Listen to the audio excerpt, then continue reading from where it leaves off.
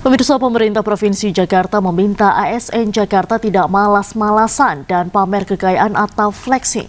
Hal ini dipicu karena keresahan masyarakat melihat oknum pegawai pemerintah pamerkan kemewahan di media sosial. Sejumlah oknum pegawai pemerintah membuat resah masyarakat. Saling pamer barang mewah, liburan ke luar negeri dengan fasilitas VIP, dan spill gaji puluhan juta rupiah membuat masyarakat geram. Atas viralnya sejumlah sosial media dari oknum-oknum ASN di beberapa institusi membuat Gubernur Jakarta bertindak. ASN di Jakarta males-malesan, apalagi flexing. Ada kemarin yang flexing di kelurahan, saya nggak tahu lurah mana, saya lupa. Saya bilang ganti, pecat. Dia basa-basi. Itu bukan tipe ASN di Jakarta. Sebelumnya, nama Febri Waldi menjadi sorotan setelah beredarnya sejumlah foto di media sosial yang menunjukkan gaya hidup mewah. Febri diketahui ASN di Kelurahan Petojo Selatan. Saat ini, Febri sudah diberhentikan sementara. ASN diharapkan menjaga integritas pelayanan publik dengan hidup sederhana. Tim Liputan Anyis melaporkan. Ke informasi lain, pemirsa, wahana rumah hantu di Blok M kembali dibuka untuk masyarakat Jakarta dan sekitarnya. Wahana tersebut memberi hiburan yang menegangkan untuk masyarakat. Wahana rumah hantu ini diminati oleh masyarakat, tidak terkecuali anak-anak. Wahana ini terletak di Pasar Raya Blok M yang disulap menjadi tempat yang menyeramkan. Pengunjung yang ingin mencoba keberaniannya bisa datang ke wahana rumah hantu ini. Harga tiket yang murah membuat antusias pengunjung ramai mendatangi wahana ini.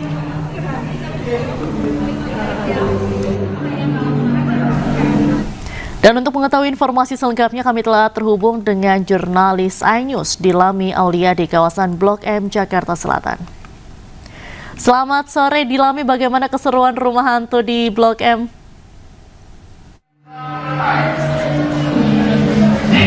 Ya, selamat sore Diandra dan juga pemirsa, seru sekali.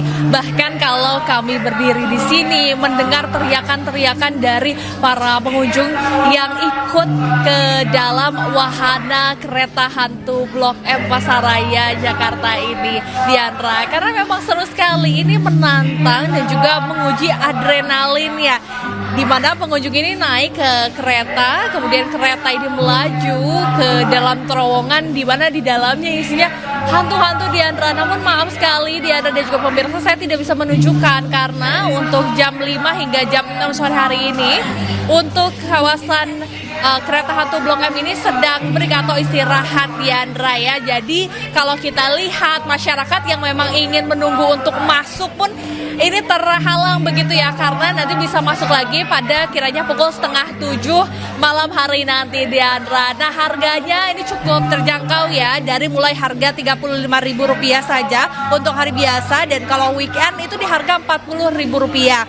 Dan event ini akan terselenggara nantinya hingga 30 November 2025. Nah, ini menantang banget. Jadi Diandra dan juga pemirsa, jangan lupa bawa temen, apalagi pasangan ya, karena di dalam ya lumayan cukup takut, hantunya juga banyak, Diandra. Saya juga tadi ketakutan banget nih. Jadi Diandra, kalau habis siaran saya tunggu ya jam 7 malam, Diandra, kita kesini, kita langsung naik ke wahana kereta hantu Blok M-nya. Kembali ke studio, Diandra. Baik, jam 7 malam ya Dilami. Terima kasih atas laporan Anda langsung dari Blok M. Selamat sore, selamat kembali bertugas. Sebuah kapal tugboat tenggelam di perairan Pulau Seliu, Kabupaten Belitung, Bangka Belitung. 7 ABK berhasil dievakuasi sementara 1 orang meninggal dunia.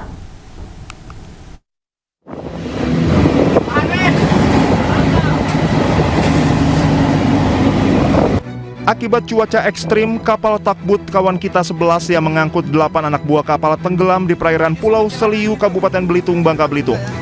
7 ABK berhasil dievakuasi dalam kondisi selamat, sedangkan 1 lainnya bernama Slamet Riyadi meninggal dunia. Proses evakuasi korban berlangsung dramatis di tengah cuaca ekstrim. Kendati demikian, jenazah korban berhasil diangkat tim SAR gabungan. Tenggelamnya tugboat kawan kita 11 diduga akibat kerusakan pada lambung kapal akibat benturan karang usai dihantam ombak saat cuaca ekstrim. Melakukan evakuasi terhadap kapal TB kawan kita 10 yang mengalami kebocoran lalu tenggelam di perairan Seliu Belitung. Salah satu ABK korban, salah satu ABK kapal TB kawan kita meninggal dunia dan jasad kami bawa ke RSUD Tanjung Pandan. Jenazah korban kini berada di RSUD Tanjung Pandan untuk proses identifikasi lebih lanjut. Sementara 7 kru lainnya menjalani pemeriksaan medis termasuk trauma healing pasca kejadian.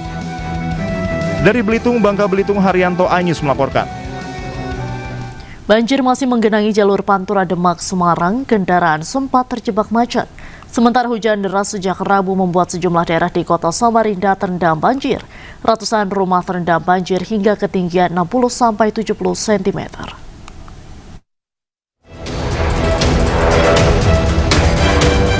Banjir setinggi hampir 40 cm masih terjadi di jalur Pantura Demak Semarang. Kendaraan sempat terjebak macet, petugas Satlantas Polres Demak bersiaga mengatur dan mengalihkan arus lalu lintas. Sementara sejumlah kendaraan pribadi melintas, namun beberapa kendaraan roda 4 memilih memutar balik untuk menghindari banjir. Sementara banjir juga menggenangi sejumlah daerah di kota Samarinda, Kalimantan Timur. Banjir terjadi sejak Jumat malam.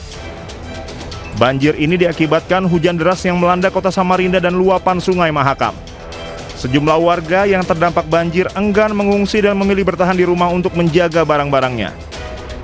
Pasca hujan di hari Rabu kemarin, tepatnya tanggal 22, memang berdampak kepada wilayah sebagian Bungkuring sekitar 3 RT itu terdapat genangan air.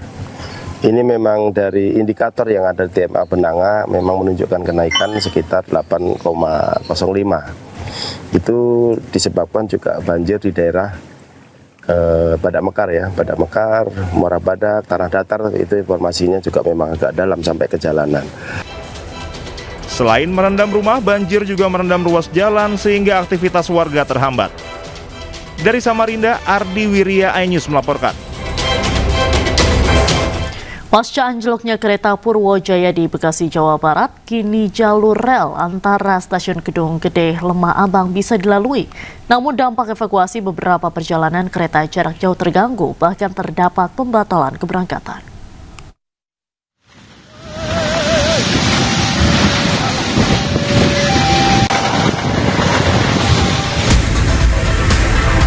PT Kereta Api Indonesia menyampaikan bahwa proses evakuasi seluruh rangkaian KA Purwojaya 58F yang anjlok di stasiun Kedung Gede telah selesai.